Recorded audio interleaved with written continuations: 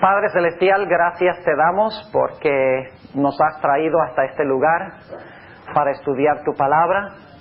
Te damos gracias por las bendiciones que hemos recibido ya en este campestre y las bendiciones que aún faltan por recibir. Amén.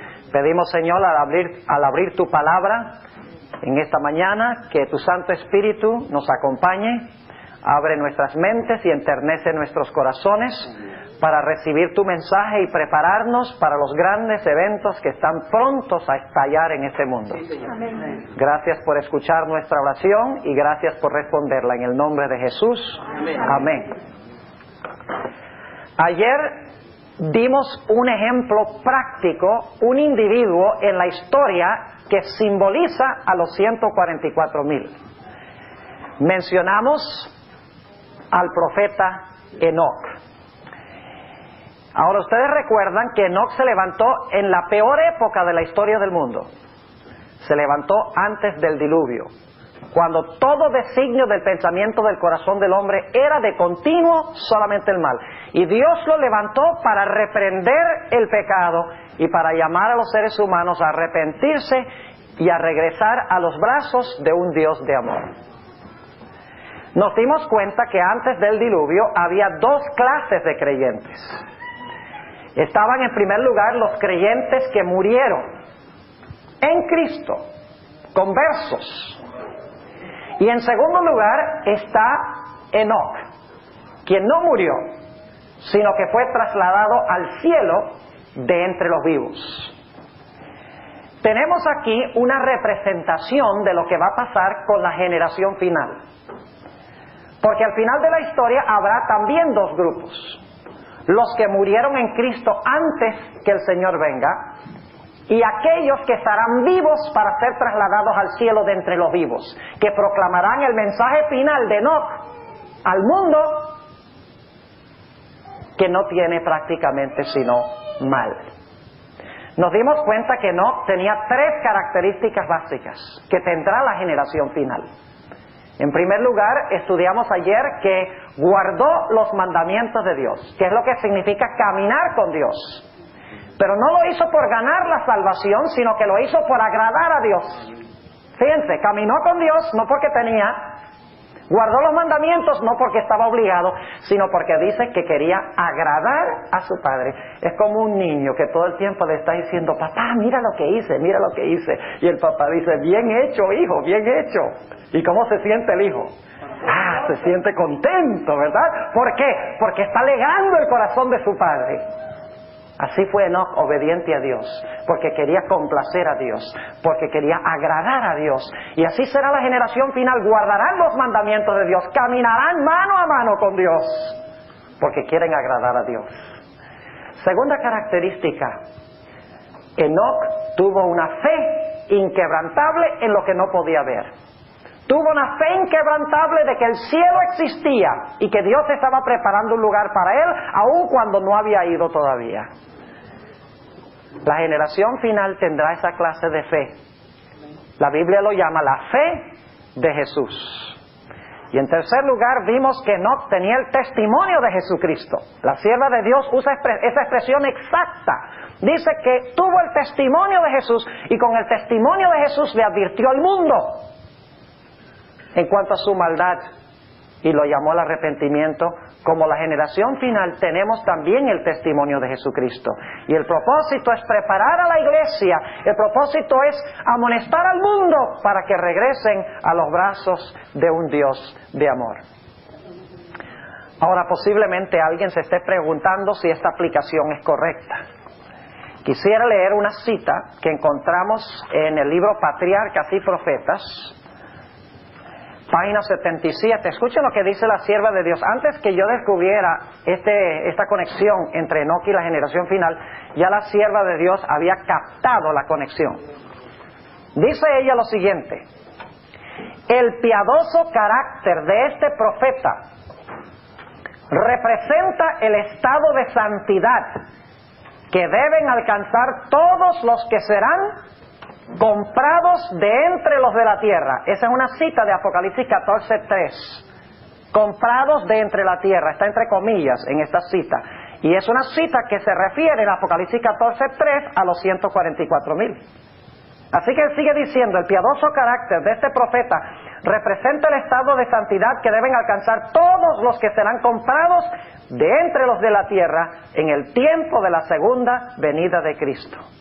En ese entonces, así como en el mundo antediluviano, prevalecerá la iniquidad, siguiendo los impulsos de su corrupto corazón y las enseñanzas de una filosofía engañosa, el hombre se rebelará contra la autoridad del cielo.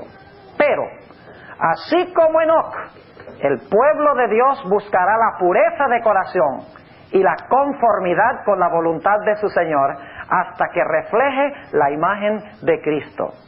Tal como lo hizo Enoc, anunciarán al mundo la segunda venida del Señor y los juicios que merecerá la transgresión, y mediante su conversación y ejemplo, santos condenarán los pecados de los impíos. Así como Enoc fue trasladado al cielo antes de la destrucción del mundo por el diluvio, así también los justos vivos serán traspuestos de la tierra antes de la destrucción por el fuego. Así que la sierva de Dios captó esta conexión que nosotros analizamos ayer, página 77 del libro Patriarcas y Profetas. Pero en esta mañana nos incumbe preguntar un poco más específicamente ¿cuándo van a vivir en este mundo los 144,000? ¿Y cómo es que podrán pasar por el tiempo de angustia vivos y mantenerse firmes, mantenerse fieles a Dios?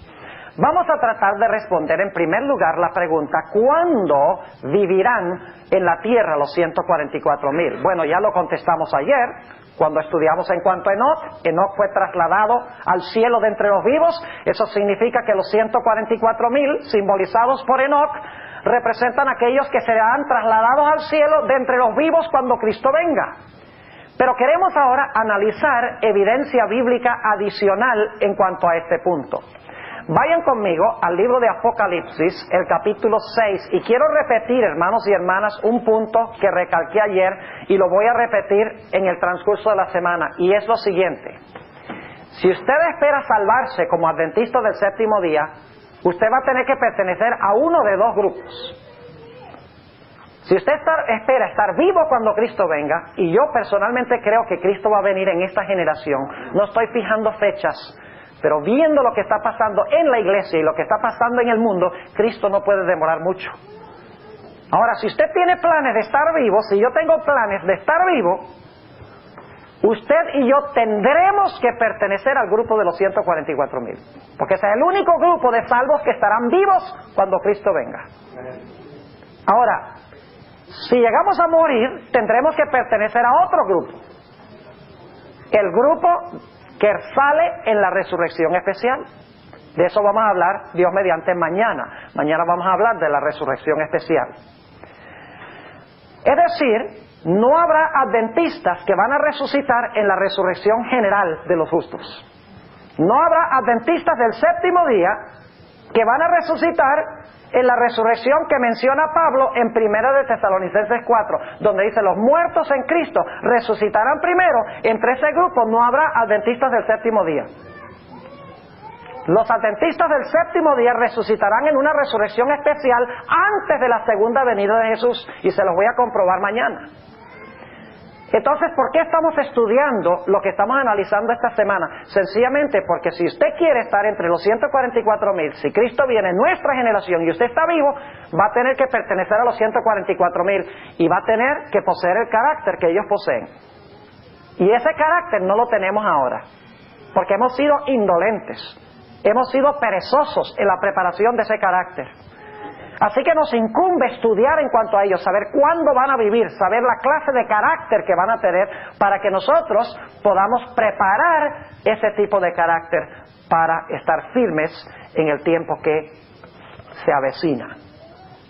Ahora lean conmigo Apocalipsis el capítulo 6, lean con sus ojos mientras yo leo audiblemente Apocalipsis el capítulo 6 y quiero empezar en el versículo 15. Vamos a empezar en el versículo 14. Dice en el versículo 14, y el cielo se apartó como un libro, Apocalipsis 6, el cielo se apartó como un libro que es envuelto, y todo monte y las islas fueron movidas de sus lugares. Y los reyes de la tierra, y los príncipes, y los ricos, y los capitanes, y los fuertes, y todo siervo, y todo libre, se escondieron en las cuevas y entre las peñas de los montes, y decían a los montes y a las peñas: caed sobre nosotros, y escondednos de la cara de aquel que está sentado sobre el trono, y de la ira del Cordero. Pregunto, ¿qué evento están describiendo estos versículos? No cabe duda alguna de que esto está describiendo el periodo de las plagas que culmina en la segunda venida del Señor Jesucristo.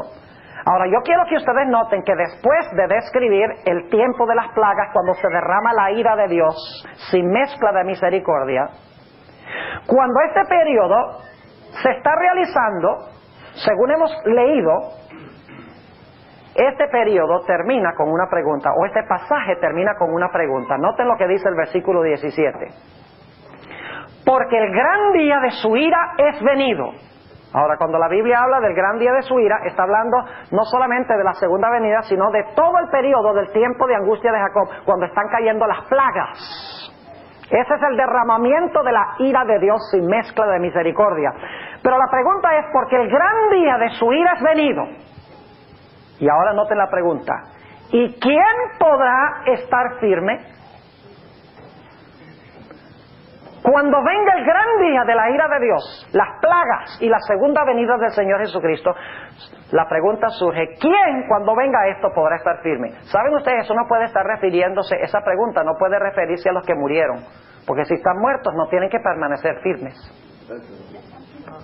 ¿Están conmigo o no? Si están muertos no tienen por qué permanecer firmes. La pregunta es: el gran día de su ira es venido, ¿quién podrá estar firme de entre los vivos? ¿Dónde esperarían ustedes conseguir la respuesta a esa pregunta? En el siguiente capítulo. Note lo que dice Apocalipsis 7:1. Después de estas cosas vi 4 ángeles que estaban sobre los 4 ángulos de la tierra, deteniendo los 4 vientos de la tierra, porque no soplase viento sobre la tierra, ni sobre la mar, ni sobre ningún árbol. Ahora, ¿están reteniendo qué cosa? Los vientos. ¿Qué pasa cuando sueltan los vientos? Es cuando caen las plagas y se realiza lo que acabamos de leer. Viene la destrucción final. Se desmorona el cosmos, se desmorona el mundo cuando se sueltan los vientos. Pero antes de que se suelten los vientos, ¿qué se va a hacer? Versículo 2. Vi otro ángel que subía del nacimiento del sol, teniendo el sello del Dios vivo. Y clamó con gran voz a los 4 ángeles, a los cuales era dado hacer daño a la tierra y a la mar, diciendo: no hagáis daño a la tierra, ni al mar, ni a los árboles, hasta, es decir, no suelten los vientos, es lo que está diciendo, ¿verdad? Cuando dice no hagáis daño a la tierra, ni al mar, ni a los árboles, lo que quiere decir es que cuando ellos suelten los vientos, es que va a ser destruido todo esto. Pero les dice: no suelten los vientos, no permitan destrucción, hasta que ¿qué? Hasta que señalemos a los siervos de nuestro Dios en sus frentes. ¿Notan la secuencia? Claramente va a venir destrucción. La desolación de las plagas, se van a soltar los vientos, va a ser destruida la tierra, según dice esto, el mar, los árboles, etcétera. Pero antes de que venga esta tribulación, ¿qué se hace? Se sellan a los siervos de Dios, ¿dónde? En sus frentes. ¿Por qué se les sella? Porque es necesario que ellos sean protegidos cuando los vientos sean soltados. Es decir, el sello es un sello de protección. ¿Están conmigo? Ahora, si necesitan ser sellados para mantenerse firmes cuando se suelten los vientos, entonces pregunto, ¿deben estar vivos cuando se suelten los vientos? Tienen que estar vivos. Ahora, ¿cómo se le llama a este grupo? Noten el versículo 4. Y oí el número de los señalados. 144,000 señalados de todas las tribus de los hijos de Israel.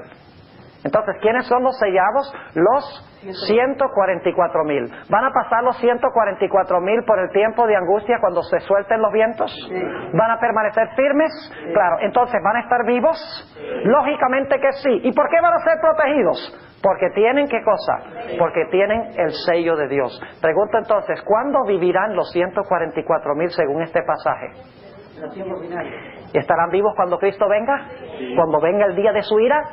No cabe duda alguna, estudiándolo desde la perspectiva de la palabra de Dios. Génesis 6:17 conectado con Apocalipsis 7:1-4. Pero hay otros pasajes. Vamos a Apocalipsis 14, el segundo pasaje que menciona específicamente el número 144,000. Apocalipsis 14 y el versículo 1 hasta el versículo 5. Y vamos a leer solamente el versículo 1 por ahora. Dice en el versículo 1: y miré, y he aquí el Cordero estaba sobre el monte de Sión, y con él 144,000 que tenían el nombre de su Padre escrito en sus frentes. Más adelante vamos a hablar de las características de los 144,000, pero ahora quiero que notemos cuándo es que ellos viven. Ese es el punto que queremos tratar ahora, ¿cuándo viven? Ahora, la pregunta surge, ¿dónde están los 144,000 en Apocalipsis 14:1? Están parados en el monte de Sión. ¿Con quién están parados allí? Con el Cordero. Pregunto, ¿en Apocalipsis 14:1 están victoriosos ya? ¿Están en el monte de Sión victoriosos con Jesús el Cordero? Claro que sí. Ahora inmediatamente nos preguntamos, bueno, ¿cómo llegaron ellos allí? ¿Qué pasó antes de que ellos llegaran allí? Bueno, el contexto indica cuándo vivieron ellos. ¿Cómo llegaron ellos allá a estar en el monte de Sión con el Cordero? Algo pasó antes de que ellos pudieran pararse sobre el monte de Sión con el Cordero. Y la pregunta es, ¿qué fue lo que sucedió? Bueno, hay que ir al capítulo anterior, hay que mirar el contexto. ¿De qué nos habla el contexto? Si usted regresa a Apocalipsis al capítulo 13... noten lo que dice en el versículo 15, empezando en el versículo 15.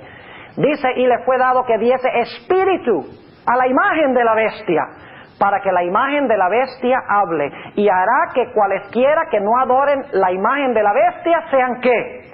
Sean muertos. Y hacía que a todos, a los pequeños y grandes, ricos y pobres, libres y siervos, se les pusiese una marca en su mano derecha o en sus frentes, y que ninguno pudiese comprar o vender, sino el que tuviera la señal, o el nombre de la bestia, o el número de su nombre. Aquí hay sabiduría, el que tiene entendimiento cuente el número de la bestia, porque es número de hombre, y el número de ella, 666. Pregunto,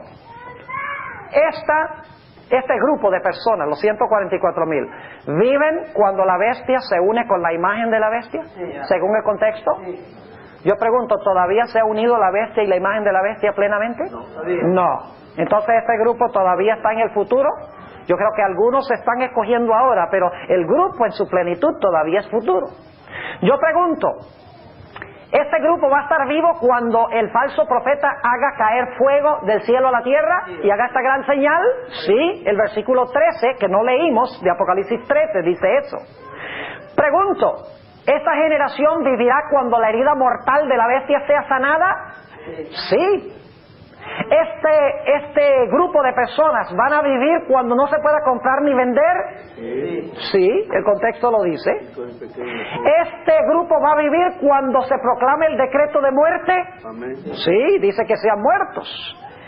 ¿Este grupo va a vivir cuando se imponga la marca de la bestia por ley? ¿Cuando se una la iglesia con el Estado? El contexto indica que sí. Es decir, que Apocalipsis 14:1 nos habla de este grupo parado en el monte de Sión, victoriosos allí con el Cordero, y los versículos anteriores nos dicen cuándo ellos vivieron para llegar a estar en el monte de Sión victoriosos. Vivieron al mismo final de la historia, cuando la bestia recuperó su poder, cuando se unió con la imagen, cuando el Estado y la Iglesia se unieron, cuando nadie podía comprar ni vender, cuando todos fueron sujetos de un decreto de muerte, vivieron en ese periodo según el contexto inmediato. Entonces pregunto, ¿es esta la última generación? Claro que sí. Ahora yo quisiera comprobarles esto sin duda alguna, de que debemos conectar Apocalipsis 14:1, donde habla de los 144,000 victoriosos en el monte de Sión, con los versículos que vienen antes, que ellos antes de estar parados allí, le ganaron la victoria sobre la bestia, sobre su imagen y sobre su marca. Es decir, vivieron en los últimos eventos antes del cierre de gracia. Se los voy a comprobar ahora bíblicamente. Vayan conmigo, Apocalipsis 15, el siguiente capítulo. Y dicho sea de paso, aquí no se menciona el número 144,000, pero las características son obvias, sabemos que son los 144,000. Apocalipsis 15 y el versículo 2. Noten esto. Y vi, así como un mar de vidrio mezclado con fuego. ¿Dónde queda ese mar de vidrio mezclado con fuego? En el cielo. ¿En qué parte? ¿Dónde se encuentra el trono de Dios? En la Nueva Jerusalén. ¿Y dónde está la Nueva Jerusalén? ¿En qué monte? En el monte de Sión. Muy bien. Así que aquí está un grupo que está en el monte de Sión. Dice, y vi así como un mar de vidrio mezclado con fuego. Y ahora escuchen esto. Y los que habían alcanzado la victoria de la bestia y de su imagen y de su señal y del número de su nombre, estar sobre el mar de vidrio teniendo las arpas de Dios. Amén. ¿Sobre quiénes ganaron la victoria este grupo? Sobre la bestia, su imagen, su señal y su número. Yo pregunto, ¿esta prueba todavía ha venido al mundo? No. ¿Sobre la bestia, su imagen, su marca y su señal? No. ¿Esta gente vivió en el tiempo de esa prueba? Claro que sí, porque dice que ganaron la victoria sobre la bestia, sobre su imagen, sobre su señal y sobre el número de su nombre. Es decir, ellos vivieron en los últimos eventos de la historia del mundo. Y ustedes dicen, ¿cómo sabemos que estos son los 144,000? Ahí no está el número. Pues noten el versículo 3. Y cantan el cántico de Moisés, siervo de Dios, y el cántico del Cordero. ¿Quiénes son esos que cantan el cántico de Moisés y del Cordero? Los 144,000, lo dice el capítulo 14, versículo 1 al 5. Pregunto entonces, ¿esta generación va a vivir a través de los peores eventos de la historia del mundo, al final de la historia, cuando se una la bestia, su imagen, y se una el dragón, los poderes civiles con los poderes religiosos para imponer la marca de la bestia por ley, bajo pena de muerte? No cabe duda alguna de que esta es la última generación de los que estarán vivos para pasar por estas experiencias. Sí, hermano. Bueno, la posición de la Iglesia Adventista sobre la marca de la bestia, que creemos en las leyes dominicales, para mí tiene una gran importancia. Tiene una gran importancia el desencadenamiento del evento final.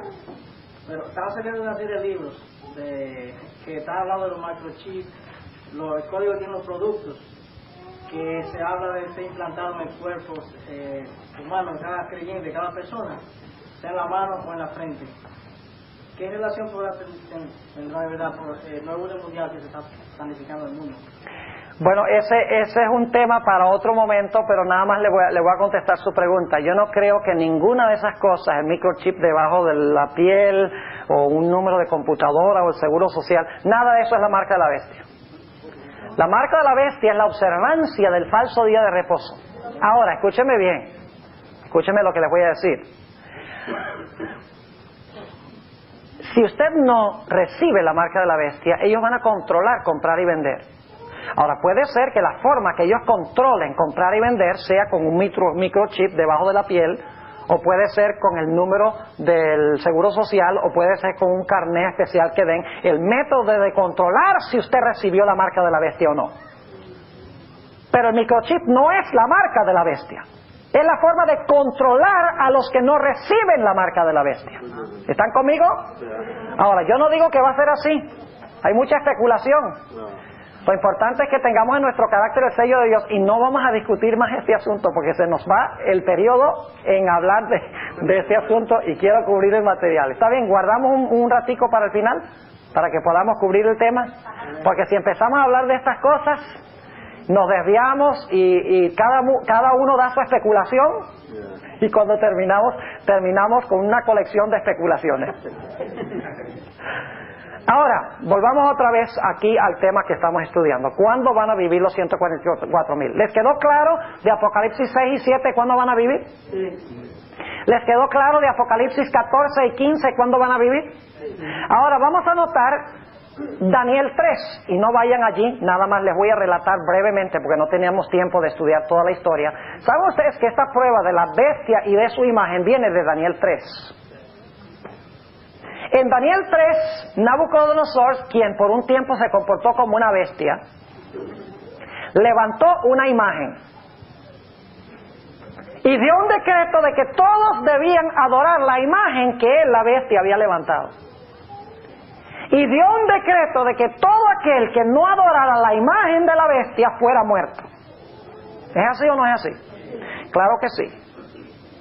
Ahora, lo que muchas veces se ignora es que cuando vino esta prueba, que menciona Daniel 3, la prueba de la bestia, Nabucodonosor, y de su imagen que levantó, y el decreto de muerte, y el decreto de adorar, lo que olvida muchas veces es que hubo un remanente que fue fiel a Dios, cuando vino la prueba de la bestia y de su imagen.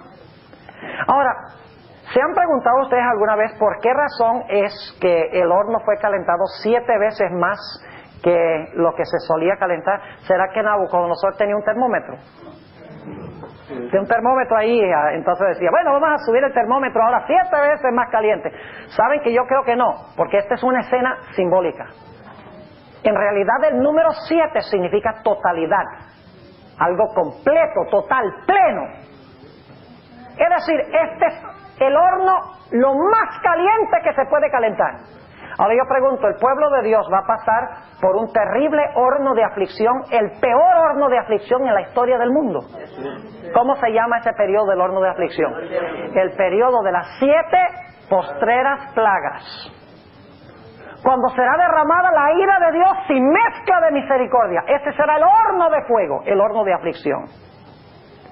Pero lo interesante es que ese horno de aflicción, o ese horno en el Antiguo Testamento, consumió a los que echaron a los 3 jóvenes. Pero los 3 jóvenes que pasaron por ese horno de aflicción, calentado peor que nunca antes, se pasearon en medio del fuego y el fuego no los tocó, permanecieron vivos en su testimonio. Lo mismo pasará al final de la historia. Cuando venga la prueba de la bestia y de su imagen y de su marca, cuando venga el peor periodo de aflicción de la historia del mundo, cuando el tiempo de angustia parece consumir al pueblo de Dios, los impíos serán destruidos por el fuego, por así decirlo, mientras que los hijos de Dios, los que pasan por este tiempo de tribulación, permanecerán vivos y pasarán por este tiempo de angustia preservados por Dios. Eso indica de que el pueblo de Dios va a estar vivo durante este tiempo del horno de aflicción. Y que Dios los va a proteger durante este periodo. Mucha gente dice, ay no, ese tiempo de angustia, y yo lo que quiero es que el Señor me ponga a dormir antes. Llega egoísta eso, ¿verdad? Dice, no, que el Señor me ponga a dormir, entonces yo salgo en la especial, en la resurrección especial. Pero hermanos y hermanas, ¿se imaginan ustedes el gran privilegio de vindicar el carácter de Dios ante el mundo? En ese periodo, cuando el mundo está en su peor estado, el horno de aflicción es lo más terrible, la ira de Dios revelada sin mezcla de misericordia, y que el Señor Jesucristo venga y se pare con su pueblo y diga, estos son míos, y proteja a su pueblo y libere su vida de las manos de sus enemigos. ¡Qué tremendo privilegio! Yo no quiero que el Señor me ponga nada a dormir. Ahora, si Él quiere, Él verá lo que hace, ¿verdad?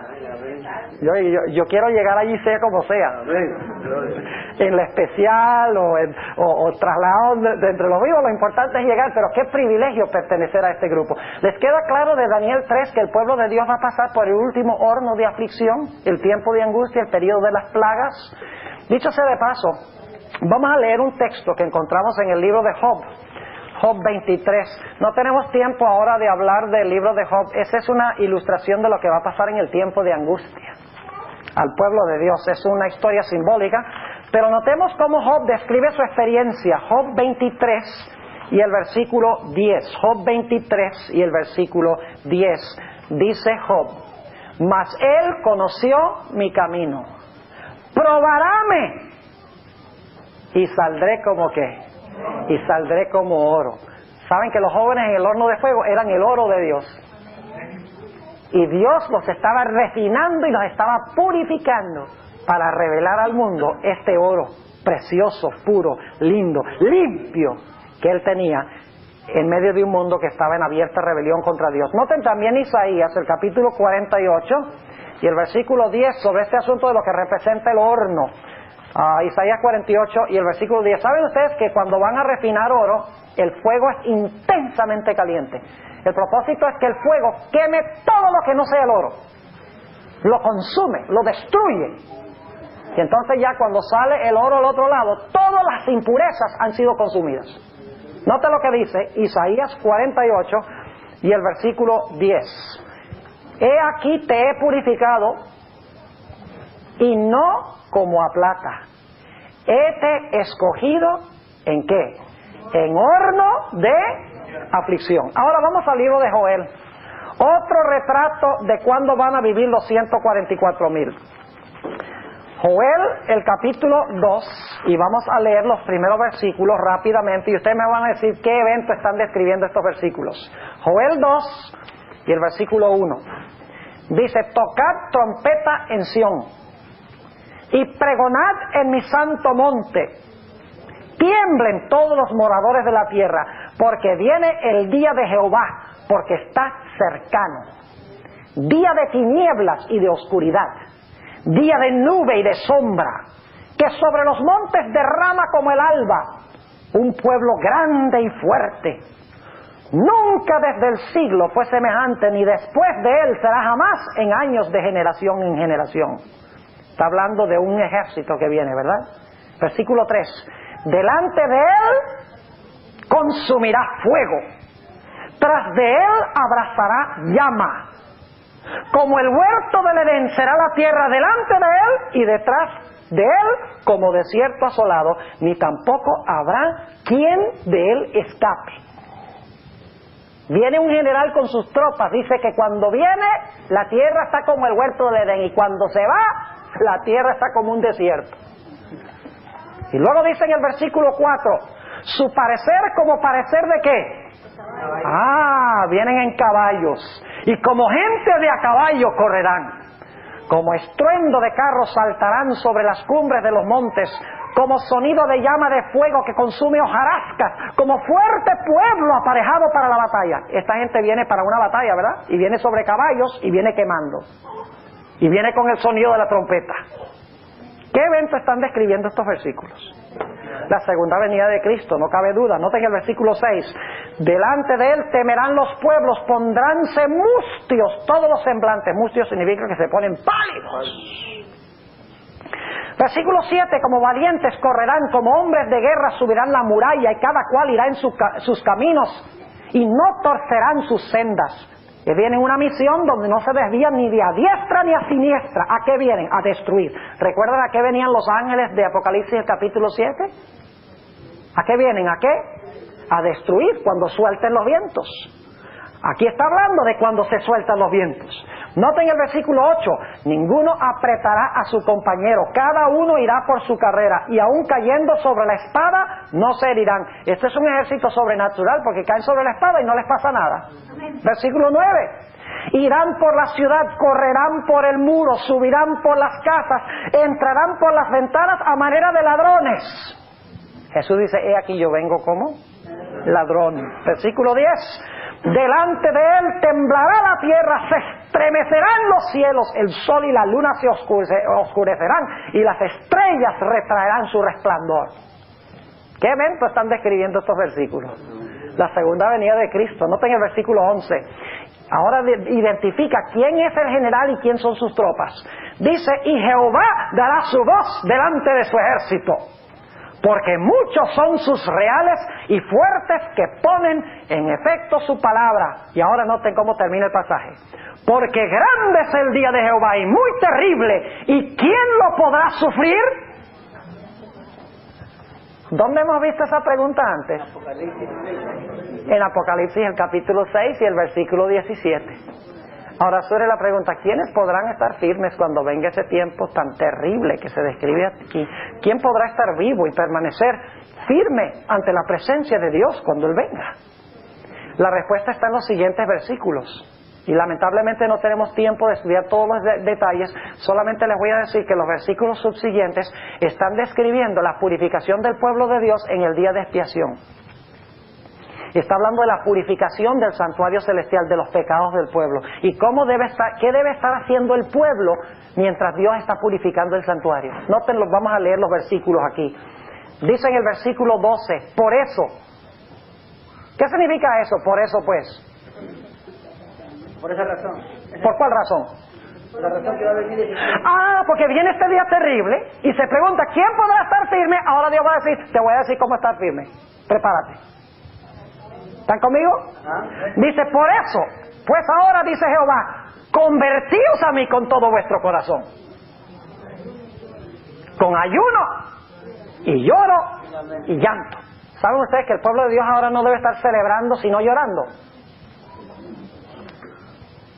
Ese es uno de los problemas que tenemos hoy en día. La gente cree que el servicio de adoración debe ser nada más levantarse y un cha-cha-cha. Celebración.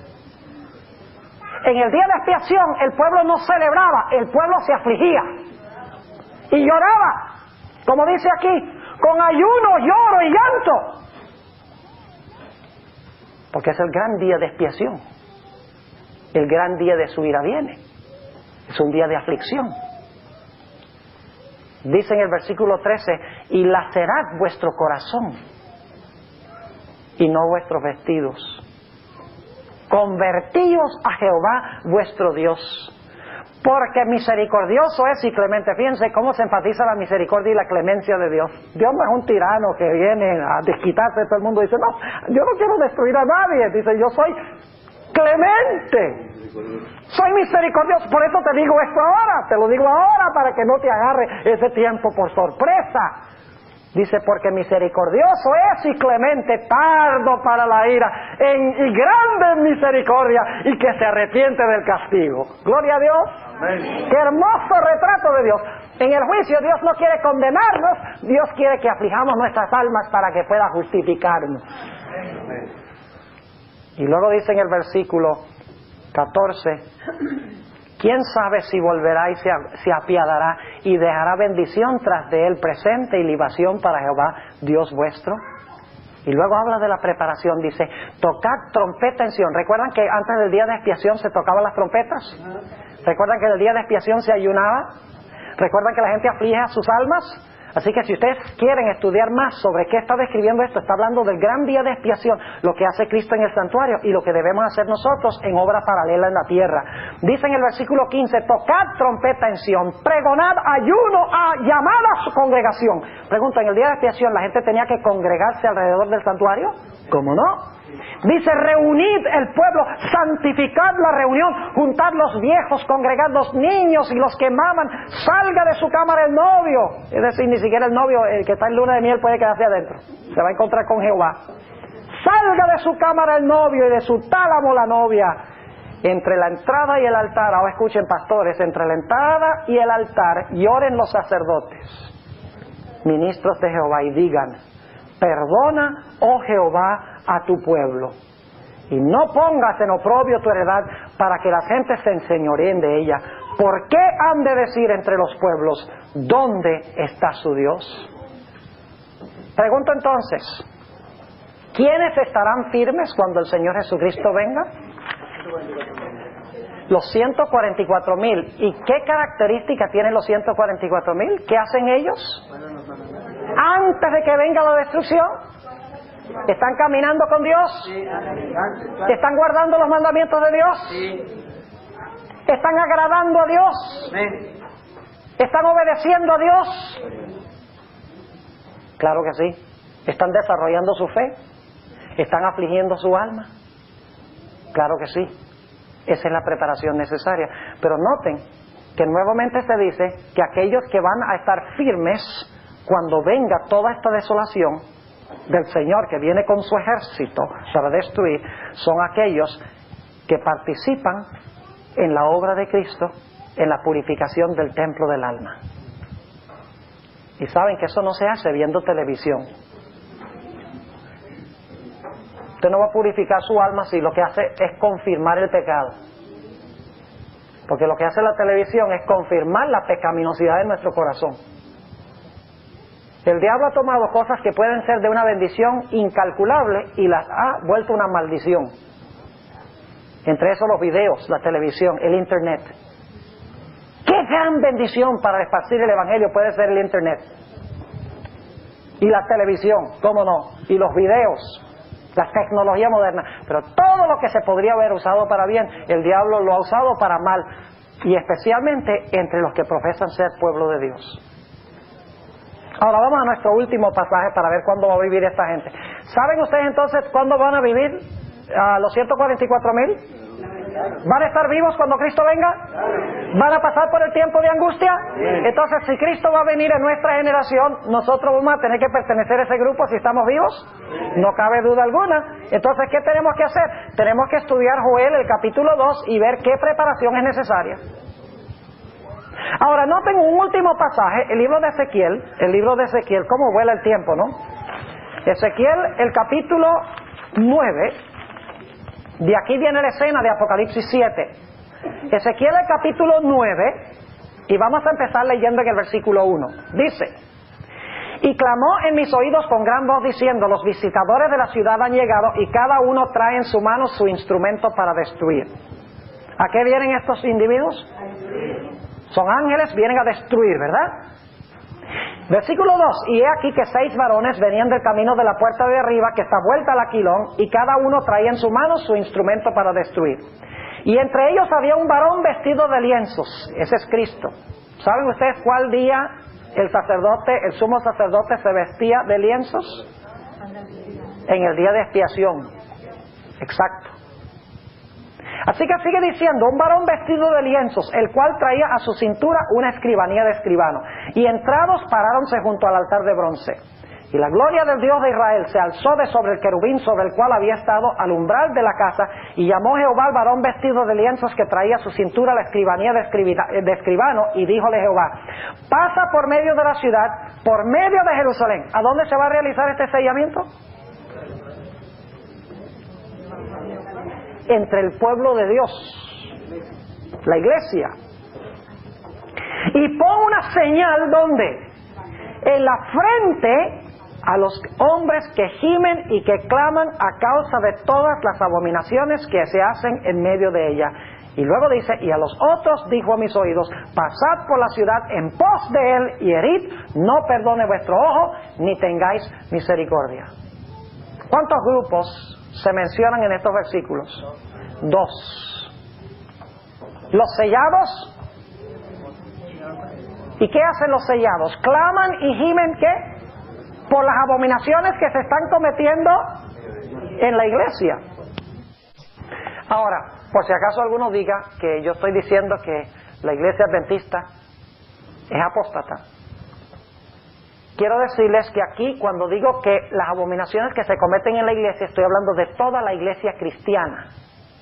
Todos los que profesan ser cristianos, incluyendo muchos de los que están en la iglesia adventista. Ahora, ¿saben ustedes cuál va a ser la más grande abominación de todas que está cometiendo el profeso pueblo de Dios, el mundo cristiano en los últimos días? ¿Cuál va a ser la más grande abominación? La adoración en el día del sol. La santificación del domingo, que no es santo. Y ustedes dicen, ¿cómo sabemos eso? Déjenme decirles rápidamente, porque tenemos que ir a otro punto. Ezequiel el capítulo 8 se conoce como el capítulo de las abominaciones, porque Dios le muestra a Ezequiel una abominación y Ezequiel dice, vaya, qué terrible eso. Dios le dice, no, si eso no es nada, te voy a mostrar una peor que eso. Y luego Dios le muestra una abominación peor, que se está cometiendo entre los que profesan servir a Dios. Y Ezequiel dice, eso sí está mal. Dios dice, no, eso no es nada, te voy a mostrar algo peor que eso todavía. ¿Y saben ustedes cuál es la abominación que culmina la lista, la peor de todas? Dice que había como 25 varones, los líderes espirituales de Israel, estaban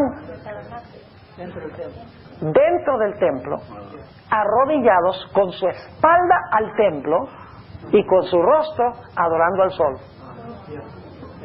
Y luego note, inmediatamente después de hablar de los que están adorando al sol, habla de los que tienen el sello en la frente, en Ezequiel 9. Hay un contraste entonces entre adorar al sol y tener el sello de Dios. Ahora, en los últimos días no va a ser adorar el sol, sino que va a ser adorar en el día del sol. Lo cual significa que el sello que se tiene en la frente debe ser ¿qué cosa? Debe ser no adorar en el día del sol, sino adorar en el sábado de Jehová. Algunos dicen, bueno, pastor, pero no es lo mismo decir que uno adora al sol que decir que uno adora en el día del sol. Es la misma cosa. Y ustedes dicen, ¿cómo es eso? Déjenme explicarles. Vamos a tener la música especial ahora. Déjenme explicarles por qué. En forma de pregunta, ¿quién hizo el sol? Dios hizo el sol, ¿verdad? ¿Lo hizo para la adoración? ¿Y qué pasa si usted lo convierte en un objeto de adoración? ¿Cómo se llama eso? Idolatría, muy bien. Ahora, ¿quién hizo el primer día de la semana? ¿Lo hizo para la adoración? ¿Qué pasa si usted lo convierte en un día de adoración? Es la misma idolatría. Eso no importa si usted convierte un objeto en objeto de adoración, o un día en día de adoración. El punto es que el hombre no puede santificar nada. Solo Dios puede santificar algo. Por eso yo no creo que el domingo sea santo, porque en ninguna parte de la Biblia dice que Dios lo hizo santo. Los hombres lo hicieron santo, pero como los hombres no pueden santificar nada, no es santo. En otras palabras, el mundo cristiano, al santificar el domingo, convertirlo en un día de adoración, están haciendo lo mismo que arrodillarse y adorar al sol, que es un objeto que Dios no hizo para la adoración. Ahora entonces pregunto, ¿está claro cuándo va a vivir este grupo? ¿Van a vivir durante la tribulación final? Cuando se están cometiendo estas terribles abominaciones dentro del mundo cristiano, inclusive adorando en el día del sol, la gran prueba sobre la marca de la bestia y el sello de Dios. Obviamente que sí. Ahora permítame leerles una cita del Espíritu de Profecía. Lo dejé de último porque si lo leo de primero, esa es hermana White. Entonces, primero vemos todo lo que dice la Biblia, entonces vemos que la hermana White ya lo sabía. La hermana White ya sabía todas estas cosas. Note lo que dice la sierva del Señor. Y ustedes me van a decir si tiene razón. A la luz de lo que hemos estudiado, a ver si la hermana White tiene razón en lo que dice. Conflicto de los siglos 706 y 707. ¿Sobre cuándo van a vivir los 144,000? Dice ella, delante del trono, sobre el mar de cristal, ese mar de vidrio que parece revuelto con fuego por lo mucho que resplandece con la gloria de Dios, háyase reunida la compañía de los que salieron victoriosos de la bestia y de su imagen y de su señal y del número de su nombre. Con el Cordero en el monte de Sión, teniendo las arpas de Dios, están en pie los 144,000 que fueron redimidos de entre los hombres. Se oye una voz como el estruendo de muchas aguas y como el estruendo de un gran trueno. Una voz de tañedores de arpas que tañían con sus arpas. Cantan un cántico nuevo delante del trono, un cántico que nadie podía aprender sino aquellos 144,000. Es el cántico de Moisés y del Cordero, un canto de liberación. Ninguno sino los 144,000 pueden aprender aquel cántico, pues es el cántico de su experiencia, una experiencia que ninguna otra compañía ha conocido jamás. Ahora escuchen lo que dice la sierva de Dios. Son estos los que siguen al Cordero por donde quiera que fuere. Y ahora aquí viene la parte clave. Habiendo sido trasladados de la tierra de entre los vivos, son contados por primicias para Dios y para el Cordero. ¿Los 144,000 fueron qué? Primicias, pero antes de eso ¿qué? Fueron trasladados de la tierra al cielo de entre ¿qué? Los vivos. ¿Eso lo dice la Biblia? También, claro. ¿Lo enseña la Biblia fuera de lo que dice la hermana White? ¿A dónde enseña la Biblia tal cosa? En la historia de Enoch. ¿Dónde más? En los pasajes que hemos estudiado. ¿Está allí? Los 144,000 pasan la prueba de la bestia, su imagen, su marca, etcétera. ¿Están vivos cuando venga el horno de fuego, de aflicción, cual nunca se ha visto en la historia del mundo? ¿Están parados en el monte de Sión, habiendo ganado la victoria sobre la bestia, su imagen, su marca y el número de su nombre? Claro que sí. La hermana White no está inventando, está comentando sobre lo que ya tenemos en la Escritura. Sigue diciendo la sierva de Dios. Habiendo sido trasladados de la tierra de entre los vivos, son contados por primicias para Dios y para el Cordero. Estos son los que han venido de grande tribulación, han pasado por el tiempo de angustia, cual nunca ha sido desde que ha habido nación. ¿Pasaron por el tiempo de angustia de Jacob? Claro que sí. Sigue diciendo, han estado sin intercesor durante el derramamiento final de los juicios de Dios. ¿Está eso en la Biblia? Sí. Claro que sí. Pero han sido librados, pues han lavado sus ropas y las han blanqueado en la sangre del Cordero. Amén. En sus bocas no ha sido hallado engaño, están sin mácula delante de Dios. Pregunto entonces de nuevo, ¿cuándo será que vivirán los 144,000? Los 144,000 son los que están vivos cuando Cristo venga. Nunca pasan por la experiencia de la muerte. Ahora, yo sé que alguien está preguntando y está diciendo, sí, pastor, pero entonces, ¿por qué dice la hermana White de que ella va a estar entre los 144,000? Déjeme decirle en primer lugar que la hermana White no se puede contradecir. Acabamos de leer en el conflicto de los siglos que ella dice que los 144,000 van a pasar por el tiempo de angustia de Jacob. Van a ser trasladados entre los vivos. Van a vivir sin intercesor. Yo pregunto, ¿la hermana White cualifica en alguna de esas descripciones? No, porque ella se murió en el año 1915. No pasó por el tiempo de angustia de Jacob. La bestia y su imagen no se habían unido, no se había impuesto la marca. Jesús no había cesado su tarea como intercesor. Entonces, ¿cómo es que usted puede creer que la hermana White dice en el conflicto de los siglos que los 144,000 son trasladados de entre los vivos, entre las otras características, y decir que la hermana White va a estar entre ese grupo? Ahora, déjeme explicarle cuál es el problema. La hermana White tiene una cita que se encuentra en Primeros Escritos, página 15, a donde ella da la impresión de que va a estar con los 144,000 o entre los 144,000. Quiero leer esa cita y luego la quiero explicar. En la página 15 de Primeros Escritos ella dice, los 144,000 estaban todos sellados y perfectamente unidos. Está hablando ya cuando están en el cielo.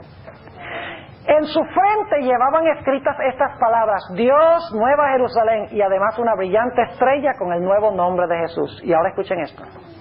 Los impíos se enfurecieron al vernos en aquel santo y feliz estado. Al vernos. Se incluyó ella, ¿verdad? Y entonces dicen, ve, ella va a estar entre los 144,000, porque dice, los 144,000 estaban victoriosos y los impíos se enfurecieron al vernos en este feliz estado. Lo que tenemos que entender, hermanos y hermanas, es que Dios le dio visiones a la hermana White como si ella estuviera participando con ese grupo en el futuro. Dios la trasladó al futuro como si ella estuviera allí con ellos participando, pero no está dando una profecía de que ella va a estar allí participando. ¿Me están entendiendo lo que estoy diciendo? Es como, por ejemplo, Pablo dice, luego nosotros los que vivimos. Pablo está muerto, ¿verdad? Está hablando como si estuviera vivo en aquella época, porque está participando la hermana White en visión con lo que está pasando. Pero no está prediciendo que va a suceder exactamente así. Ahora, la hermana White nunca dice que ella va a estar entre los 144,000, jamás. ¿Recuerdan que leímos una cita ayer donde la hermana White usó la palabra entre, among? Déjenme leerles esa cita otra vez. La hermana White sabía muy bien el inglés y sabía muy bien la diferencia entre estar entre y estar con. Piensa esta cita donde la hermana White usa la palabra entre. Review and Herald, marzo 9, 1905. Aquí ella usa entre. Dice, esforcémonos con todo el poder que Dios nos ha dado de estar entre los 144,000. La palabra among en inglés. Llegamos todo lo posible, todo lo que podamos para ayudar a otros a ganar el cielo. Es decir, ella dice, esforcémonos por estar entre ese grupo. Pero, luego noten lo que le dice el ángel a la hermana White. Esto está en Primeros Escritos, página 40, porque la hermana White quería siempre quedarse en el cielo, cuando estaba en visión. Dice ella, no podía sufrir el pensamiento de volver a este tenebroso mundo. El ángel me dijo, entonces, debes volver. Y si eres fiel, tendrás con los 144,000 el privilegio de visitar todos los mundos y ver la obra de las manos de Dios. ¿Sabía la hermana White la diferencia entre las preposiciones entre y con?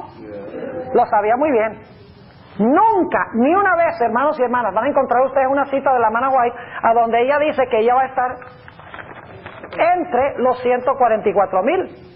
Ahora, alguno dirá, sí, pastor, a los que están bien versados en los escritos de la hermana White, van a decir, bien, pastor, pero no le dijo la hermana White a un hermano que perdió a su esposa de que ella estaba sellada e iba a estar entre los 144,000. Bueno, eso no fue lo que dijo Elena G. de White. Déjenme leerles la cita que se encuentra en Mensajes Selectos, tomo 2, página 301. Fíjense lo que dice la sierva de Dios. Es un hermano de la iglesia que perdió a su esposa. ¿Qué número, pastor? Página 301, mensajes selectos, tomo 2. Había perdido a su esposa, algo muy difícil para él porque dependía mucho de ella, tenía hijos pequeños. Entonces la hermana White le escribió una carta a este hermano. Y fíjense lo que le dijo la hermana White a este hermano. Vi que ella estaba sellada. Ah, estaba sellada, dice, tenía el sello de Apocalipsis 7. No, porque la Biblia dice en Efesios 1, 13 y 14 y Efesios 4, 30 que todos en cierto sentido somos sellados con el Espíritu Santo. Pero ese no es el sello final de Apocalipsis 7. Sigue diciendo, vi que ella estaba sellada, que se levantaría y se pondría en pie sobre la tierra y estaría con los 144,000. Nuevamente, ¿qué preposición usa? Con los 144,000. Vi que no necesitábamos afligirnos por ella. Ahora escuchen esto. Descansaría durante el tiempo de angustia. Eso no cuadra con lo que leímos del conflicto de los siglos.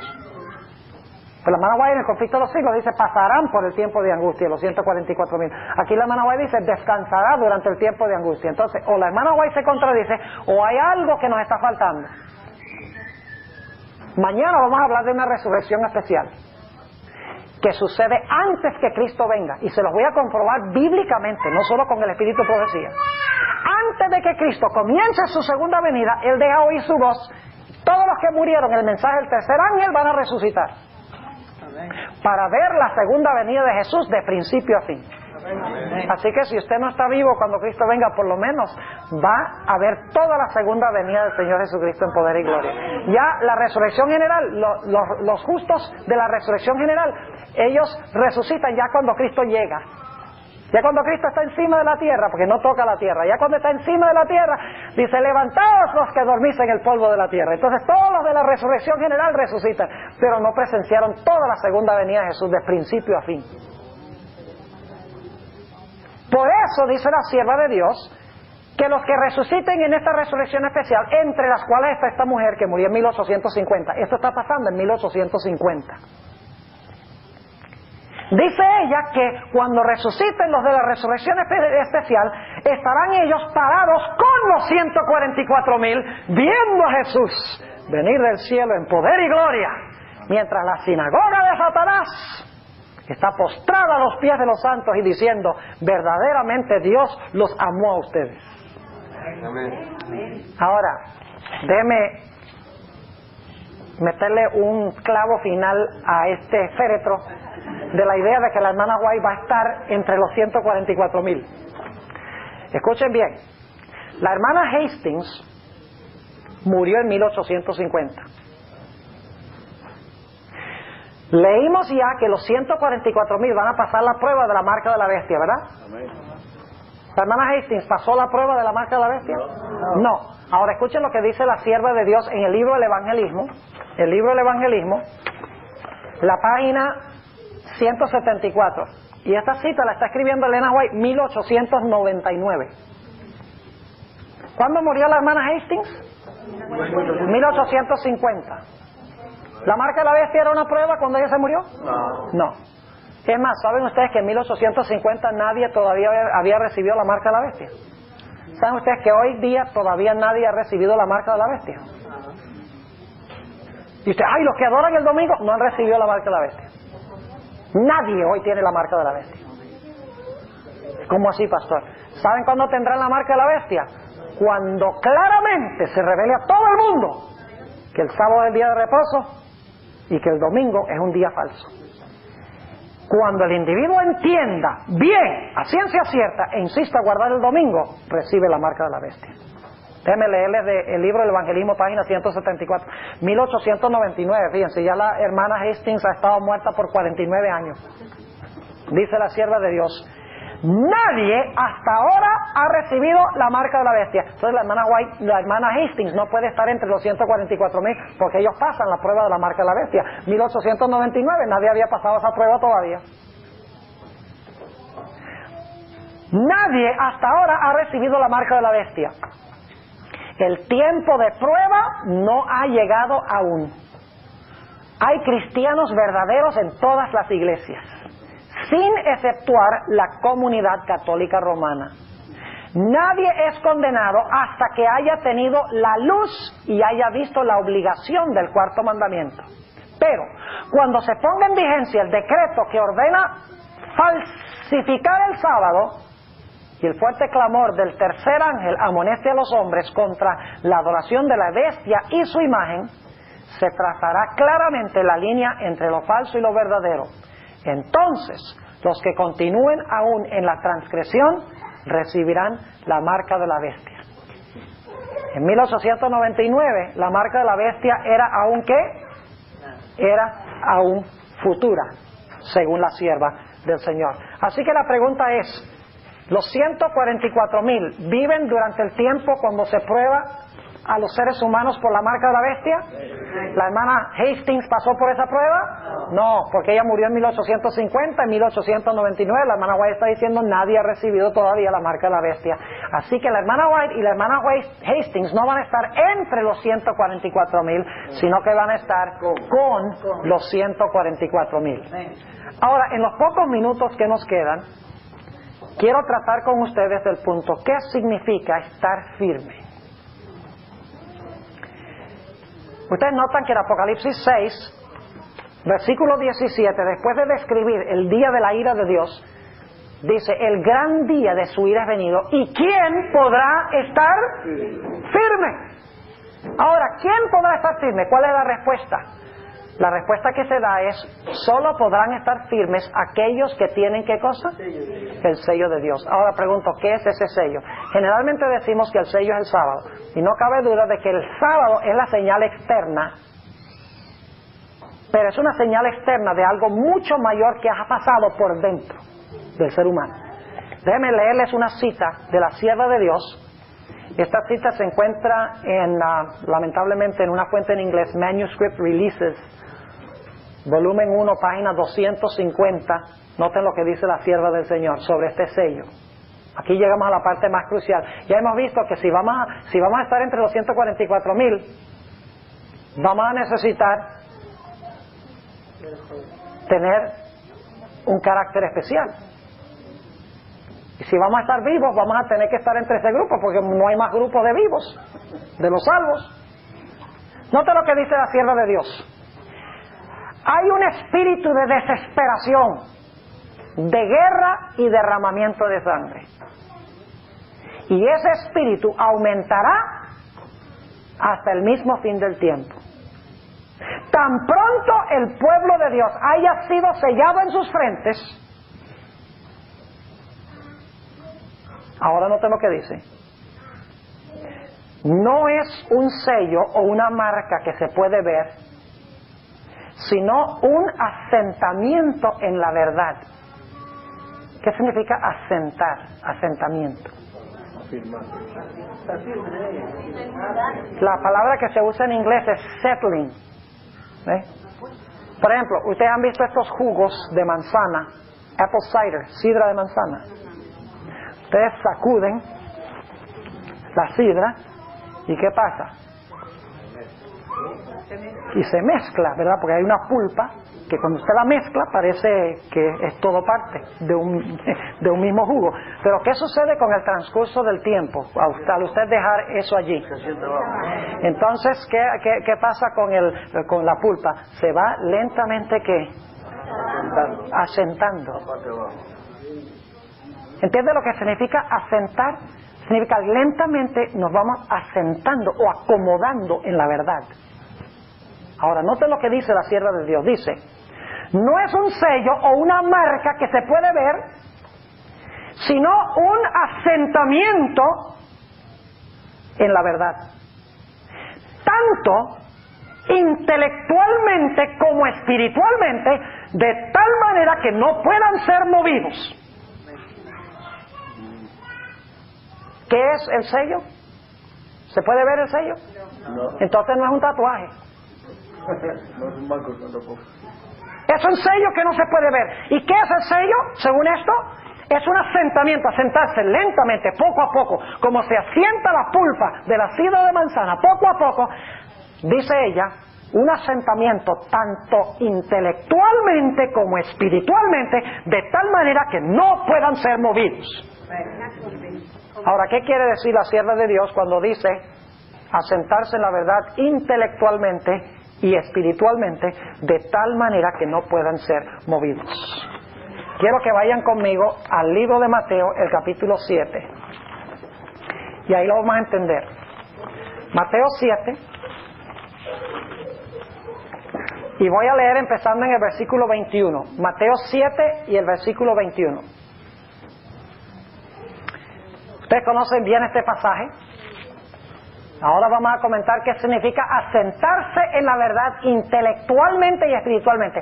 Los que van a estar firmes tienen que estar asentados en la verdad intelectual y espiritualmente. No solo espiritualmente, ni solo intelectualmente, sino intelectual y espiritualmente.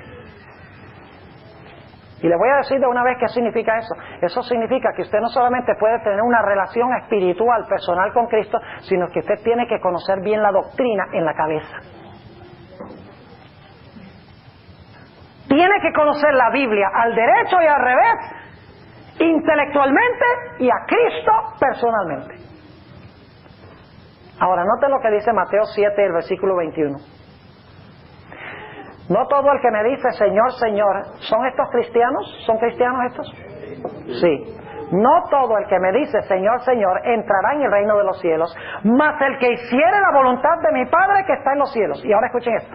¿Cuántos de ustedes creen que en los últimos días va a haber falsos dones del Espíritu Santo? Yo pregunto, ¿la mayoría de las iglesias hoy dependen sobre los falsos dones para decir que son la iglesia verdadera? Por ejemplo, usted le dice a un pentecostal, ¿qué prueba tiene usted de que su iglesia es verdadera? Bueno, en mi iglesia hablamos en lengua. ¿Y en qué se basa que su iglesia es verdadera? Tenemos nosotros profecías. ¿Y cómo me prueba que su iglesia es verdadera? Nosotros sanamos gente. Yo pregunto, ¿es eso una base sólida sobre la cual edificar la iglesia? Noten lo que dice. Aquí va a hablar de falsos dones del Espíritu Santo entre los cristianos en los últimos días. Escuchen bien. Versículo 22. Muchos me dirán en aquel día. Y cuando dice aquel día, está hablando del día de la venida de Jesús, según el contexto. Señor, Señor, ¿no profetizamos en tu nombre? ¿Es ese uno de los dones del Espíritu Santo? Claro que sí. Y en tu nombre lanzamos demonios. El exorcismo es uno de los dones del Espíritu Santo. Claro que sí. Y en tu nombre hicimos muchos milagros. ¿Es ese uno de los dones del Espíritu Santo? Que entonces tenemos en aquel día tenemos cristianos que tuvieron los dones aparentemente del Espíritu Santo. ¿Están conmigo o no están conmigo? Y dijeron, nosotros somos verdaderos hijos de Dios porque nosotros tenemos los dones, tenemos milagros, tenemos profecías, estamos lanzando demonios, estamos hablando en lenguas. Eso demuestra que estamos bien con Dios. Pero noten lo que dice Jesús. Versículo 23. Entonces les protestaré. Nunca os conocí. Sí, pues no es que una vez cuando hacían estas cosas estaban con Dios y después se extraviaron. Desde el mismo comienzo, cuando hacían estos milagros, estaban en el lado equivocado. Dice, entonces les protestaré, nunca os conocí, apartaos de mí, obradores de maldad. ¿Saben qué palabra griega se usa allí para la palabra maldad? Es la palabra griega anomías. Los que queréis vivir sin la ley. Pregunto, ¿tienen milagros y señales y prodigios y lenguas y exorcismos y profecías y todo eso? Sí, pero ¿qué es lo que no quieren? No quieren la ley. Particularmente, ¿cuál mandamiento de la ley? ¿Sobre qué están edificados? Sobre señales y milagros y no sobre la palabra. Ahora yo quiero comprobarles que esa interpretación es correcta. ¿Viene una tormenta? Les pregunto.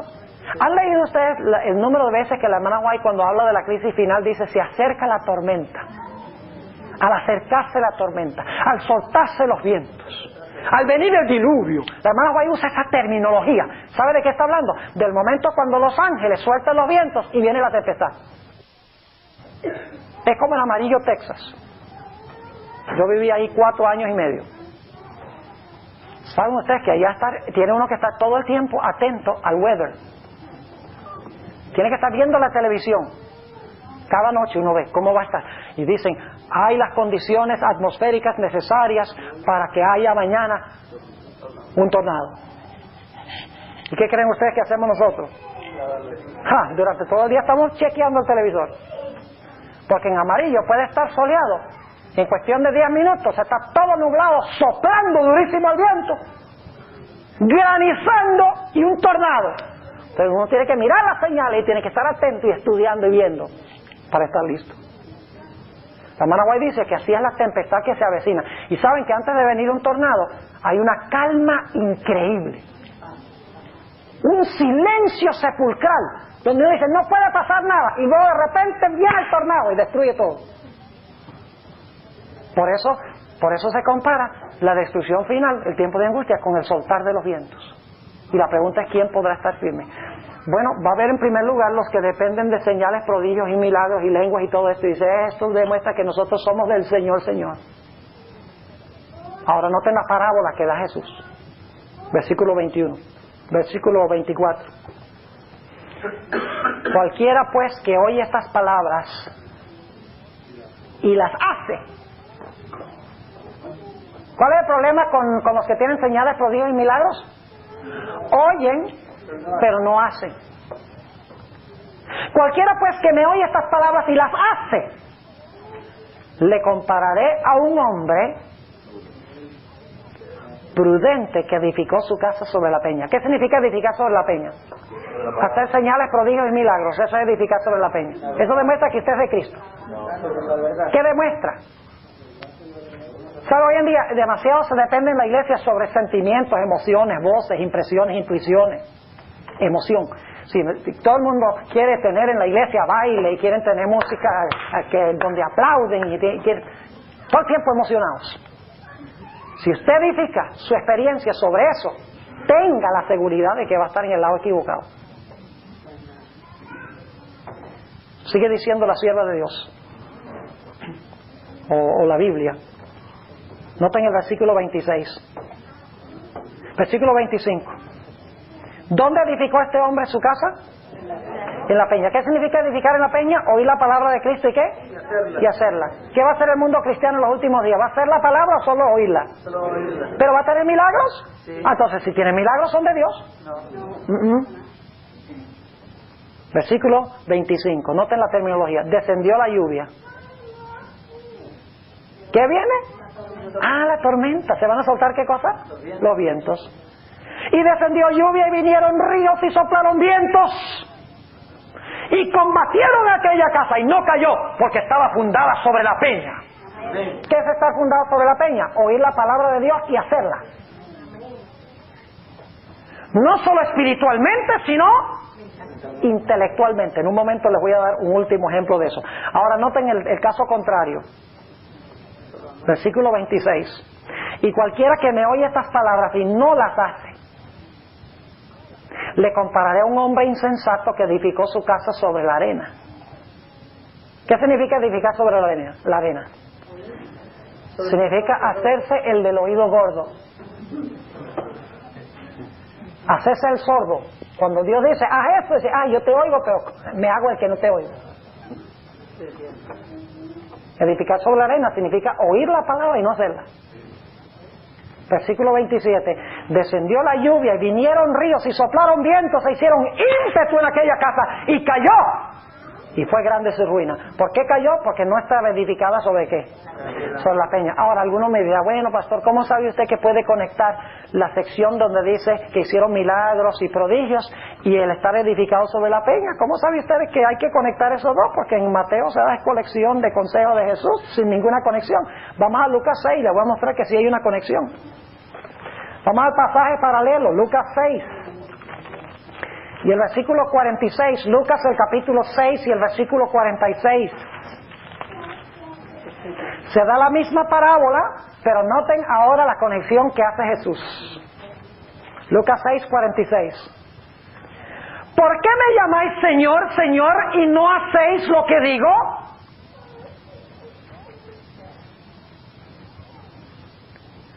Todo aquel que viene a mí y oye mis palabras y las hace, os enseñaré a quién es semejante.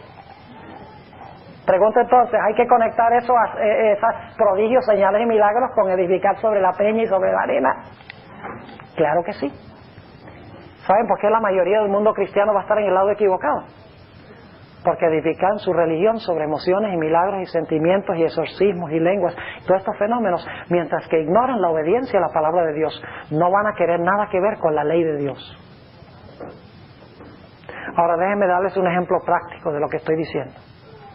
¿Qué significa estar asentado en la verdad espiritualmente? ¿Saben qué significa? Que su relación con Jesús es tan estrecha que nada ni nadie lo puede sacudir y desviarlo de él. ¿Saben ustedes, hermanos y hermanas, que nosotros vamos a perder todo lo que tenemos? Todo. Dinero, casas, carros, negocio, posesiones, familia, familiares, libertad. Inclusive algunos en el tiempo de angustia previo, la vida misma. Cuando venga esa prueba, ¿cómo vamos a estar firmes? Al menos que conozcamos a Jesús. Porque los hombres nos van a decir, mira, no tienen nada ustedes y los vamos a matar ahora. ¿Cómo ustedes pueden servir a un Dios así? Dios los ha abandonado. ¿Qué Dios? ¿Dónde está el Dios de ustedes? ¿Están entendiendo lo que estoy diciendo? ¿Cuál es la única forma que podremos mantenernos firmes? Si conocemos a nuestro Señor Jesús personalmente, íntimamente. ¿Recuerdan cuando Jesús colgó sobre la cruz del Calvario? ¿Qué dijo Jesús en la cruz? Dios mío, ¿por qué me has desamparado? Parecía que el Padre lo había abandonado. Jesús no tenía nada, perdió todo, inclusive la ropa que tenía puesta. Y estaba por perder su vida. ¿Qué mantuvo firme a Jesús en esa crisis? El hecho de que había desarrollado una comunión estrecha con su Padre y dijo, aunque ahora no lo veo ni lo siento, yo sé que está allí porque le he conocido. Amén. ¿Cómo desarrollamos nosotros una relación íntima con Jesús? Hermanos, a través de dos cosas. Primordialmente, la oración y el estudio de la palabra de Dios. Y en tercer lugar, testificando y compartiendo la experiencia que nosotros tenemos con otras personas. Ahora, eso significa espiritualmente asentados. ¿Qué significa intelectualmente asentados? Les voy a dar un último ejemplo. ¿Saben ustedes que la sierva de Dios nos dice que en estos últimos días Satanás se le va a aparecer a los santos disfrazado como familiares que murieron? Quiero preguntarles, ¿cuán importante será conocer la doctrina del estado de los muertos intelectualmente?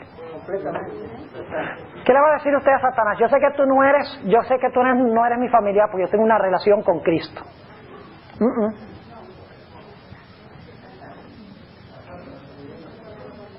Hermanos y hermanas, nosotros tenemos que conocer la doctrina del estado de los muertos, al derecho y al revés. Porque la sierva de Dios dice, en primer lugar, que se van a aparecer a los santos. Y no hay tiempo para leer las citas, pero si usted quiere leerlo, en Primeros Escritos, páginas 87 y 88, la sierva de Dios tiene una cita tremenda, donde dice que Satanás se le va a aparecer a los santos disfrazados de seres amados que murieron. ¿Y saben lo que va a hacer? No solamente se va a aparecer, dice ella que la falsificación será perfecta. ¿Saben ustedes qué es una falsificación perfecta? Es cuando un falsificador hace un billete falso de $100 y ni siquiera el gobierno lo puede detectar. Esa es una falsificación perfecta. Dice los mismos ademanes, la misma mirada, el mismo tono de voz, sabe cosas que solamente ese individuo sabía de usted mientras estaba vivo. Dice inclusive la sierva de Dios que usted podrá tocarlo y parece de real. Y luego escuche. Dice ella que luego ese supuesto muerto que se está apareciendo, cuando usted empiece a decir, bueno, esto está medio raro porque yo como que escuché por ahí que los muertos no saben nada. Dice la sierva del Señor que Satanás va a apelar a los sentimientos. Si es el caso de una madre, va a decir, ay hijo, si soy yo, como tú me ofendes por rechazarme, hijo, si yo soy. Y va a apelar a los sentimientos. Y luego, ¿sabe qué va a hacer? El diablo va a citar algunos de esos textos difíciles que nunca tratamos. Y va a decir, mire, yo sé que tú piensas que yo no soy tu mamá, Porque a ti te han enseñado que los muertos no saben nada. Pero tú nunca leíste donde Pablo dice que quiere estar ausente para estar presente con el Señor. Tú nunca leíste el continuo anhelar de Pablo de estar, de partir para estar con Cristo cuando muriera. Tú nunca leíste la parábola de rico y Lázaro. Tú nunca has leído lo del ladrón en la cruz. Hoy estarás conmigo en el paraíso, ya veo. Aguántate. Pues toda la parte más crucial.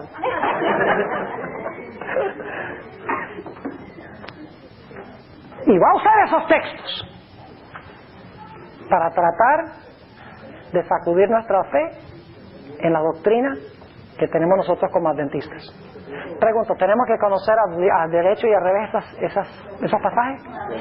Por eso, hace una semana, en la iglesia de University en Nueva York, yo tuve una semana completa sobre el estado de los muertos. Y traté esos textos difíciles, cada uno, en detalle, dentro de su contexto, exegéticamente, analizando palabras, analizando conceptos en otros textos, donde yo creo que esos problemas han sido solucionados en gran medida. Esos textos no son tan difíciles como la gente cree cuando uno los estudia con cuidado. Si ustedes quieren conseguir esa serie, yo la tengo aquí, la pueden conseguir. Se metería una propagandita aquí. ¿Entiende lo que significa estar también preparados? ¿Qué? Tiene que conocer la doctrina y tiene que conocer al Señor de la doctrina. Amén. Tiene que conocer el sábado, la doctrina del sábado, hay que conocerla. Hay que poder contestar todos los argumentos de los enemigos del sábado. Y hay que conocer al Señor del sábado. Amén. Intelectual y experimentalmente, espiritualmente sólidos, de tal manera que no podamos ser movidos. Nada de basar nuestra experiencia sobre emociones y sentimientos y voces e intuiciones, que esto que el Señor me dijo, es muy común hoy en la iglesia. El Señor me dijo, el Señor me habló y me dijo que dejara a mi esposa. Sí, tuve un individuo que dijo eso una vez. Yo le dije, ¿cometió adulterio? No. Entonces regrese allá, esa no es la voz del Señor. ¿Entendieron el tema de hoy?